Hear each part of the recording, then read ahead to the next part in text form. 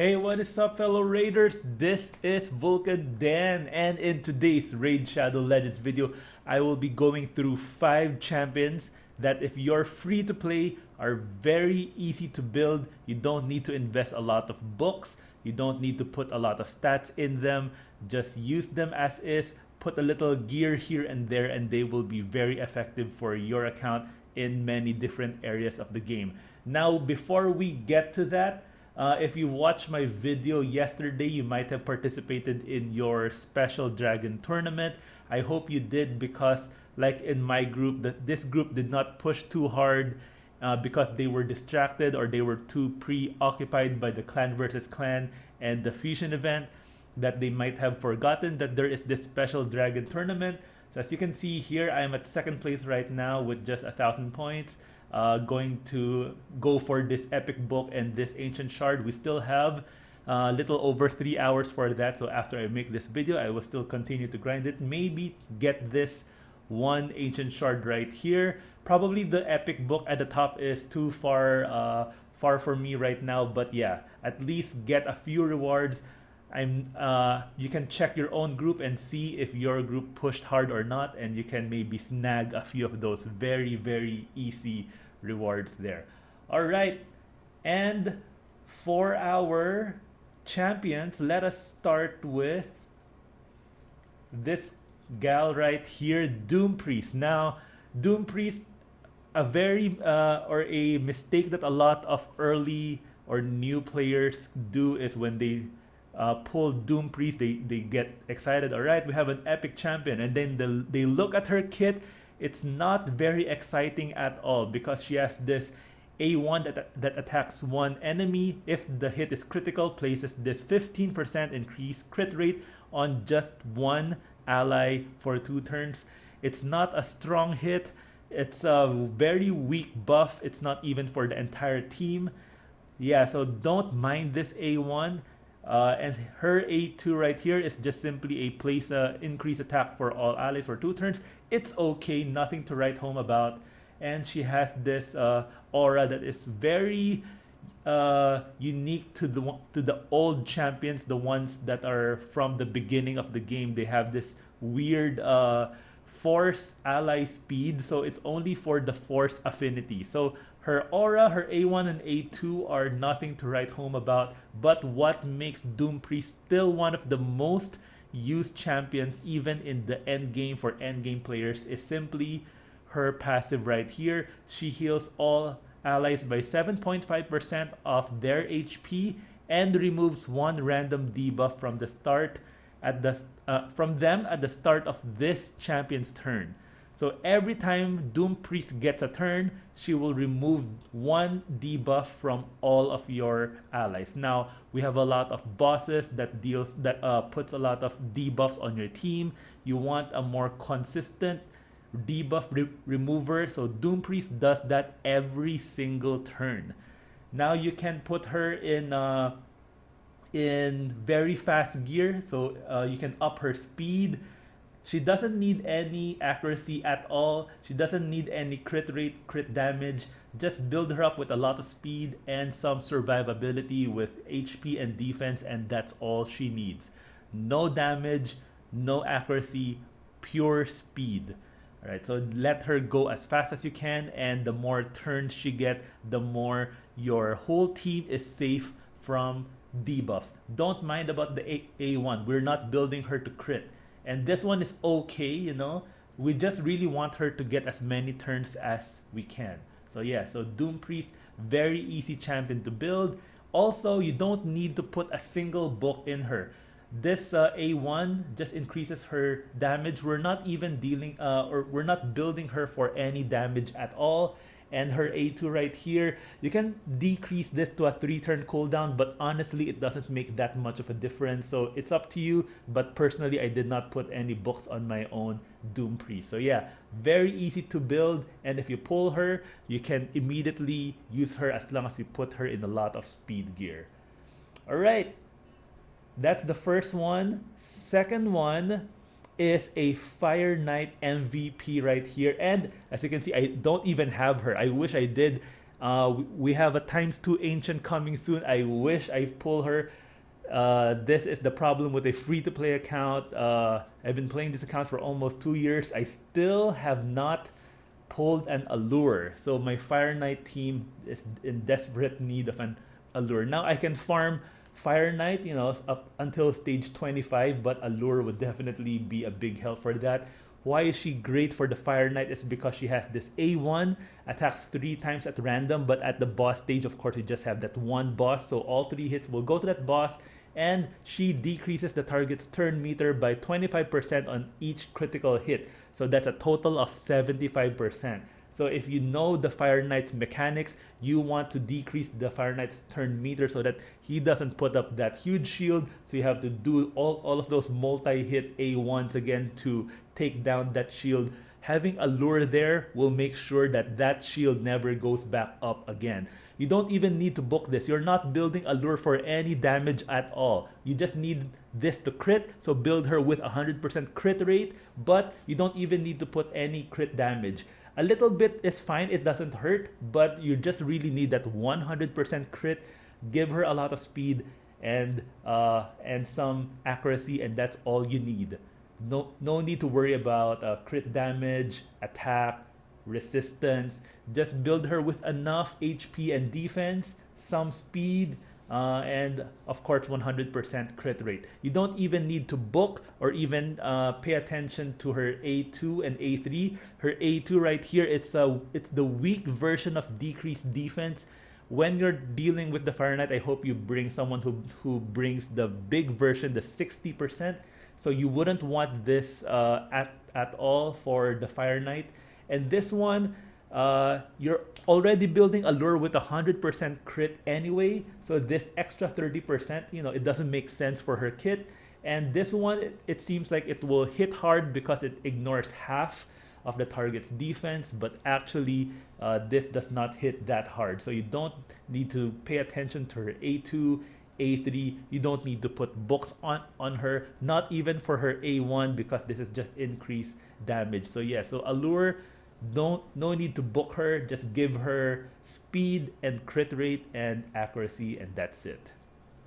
All right, let's go to the orcs. And this guy right here, I actually pulled him very early in this account, and that is Vrask. Yeah, so he looks cool. He looks like a warlord, which is one of the best legendaries in this game. But this guy, the epic version, is not bad at all. He is an HP champion, and you really want him to keep on doing this A1. His A1 fills this champion turn meter by 20% if this is crit. At first glance, it doesn't look like much, but when you look at his passive, he heals all allies by 10% of Vrask max HP when he inflicts a critical hit. So each time he hits and it's a crit, he will heal everyone by 10% of his max HP. So get his HP really high. He has 23,000 base HP, which is pretty good. Make that around 60, 80, 100, however high you can get. And you don't need to put any attack on him because, as you can see here, his damage is based on HP. So just build him with as much HP as you can. Stack HP in every single one of his gear. Put him in a crit rate gloves, HP chest, and that's it. You're good to go. You don't even need his A2 right here. His A2 is just a simple attack one enemy.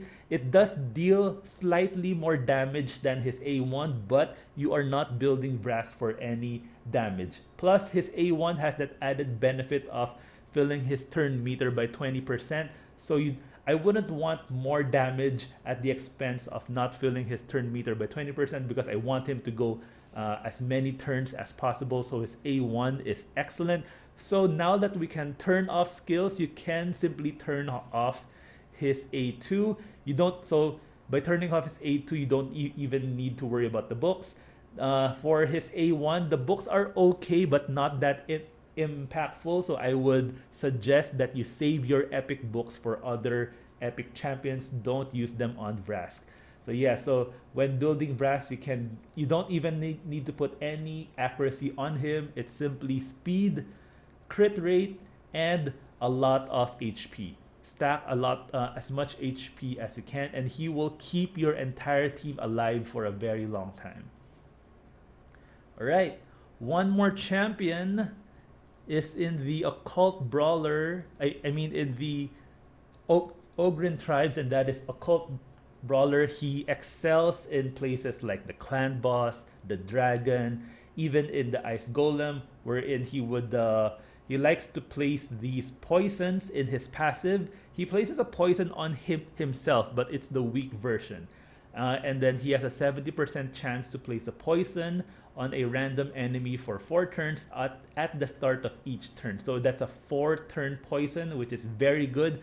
It is at random, so if you're using him in the Ice Golem, it might go to the 2 ads there, but he is decent in somewhere in the early mid game. If you manage to pull him, then he is useful in those areas. And for Clan Boss, he is excellent because he just keeps on placing those poisons on the Clan Boss, and his A1 also places poisons, so stack a lot of poisons. His A2 is okay. Personally, for things like the Clan Boss, I would go with simply the A1 and his passive. A2, he has this ignore defense, which is fine, and then this one cannot be revived, which is also fine as well if it procs on the Ice Golem ads, so that he doesn't revive those. And then if this champion is under 3 or more debuff, this is always critical. You want to build him, of course, with 100% crit, so this one is pointless. Under 4 debuffs, he will heal himself. That's okay. And if he's under 5 or more, he will grant himself an extra turn. Those are okay, but honestly, his A1 that places poisons and his passive that places poisons are perfectly fine on their own. You don't really need to book Occult Brawler. Just give him, if you're using him for the Clan Boss, put him in HP and defense so that he lasts long enough. Attack is okay. Of course, he deals damage based on attack, but just make him survive as long as you can. Give him some speed, crit rate, and accuracy right there. But books, you don't really need to book him. Yeah, so he's a good champion. Definitely will get you a lot of damage in the Dragon and Clan Boss, and you don't need to give him a single book to be effective. And the last one that I will share, he's actually a rare right here, Marlhorn. Yeah, so he has this very useful and unique skill right here, AoE. He places a provoke on all enemies for 1 turn, and it's 100%. So a lot of the champions, they only have 50%, 75%. He has a 100% chance without books. So not a single book, it's already a 100% chance, and he's a rare.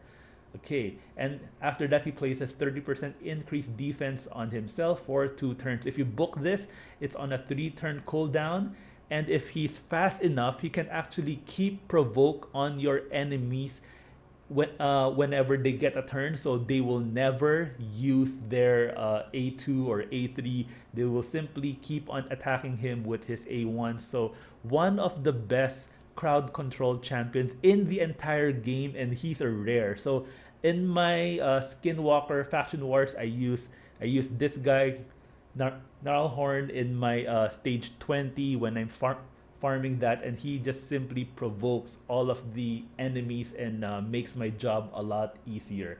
You don't need to worry about his A1. It doesn't hit that hard, so don't worry about building him with damage. This one's okay as well. The unkillable, in my experience, the unkillable is never there whenever I need it, but it's just some rare books. So if you have an abundance of rare books, you can book him. It's very easy to book this one. His A2 just a single book, A3 2 books. You don't really need to book his A1. So very safe, very effective, very cheap with books. For his stats, you don't need to build him with any damage. No need to worry about crit rate, crit damage. Just build him with accuracy and speed and survivability. That's it. Speed, accuracy, a little bit of HP and defense here and there.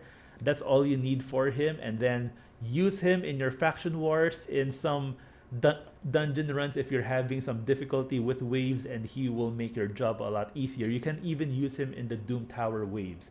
Now, he will not be of much use at the boss stage, of course, because you cannot provoke the bosses except for the Doom Tower boss, the Magma Dragon. But yeah, other than that, he's not much use for bosses, but for waves, he is an excellent champion, and he's very easy to build, very cheap with books, and just need a few stats.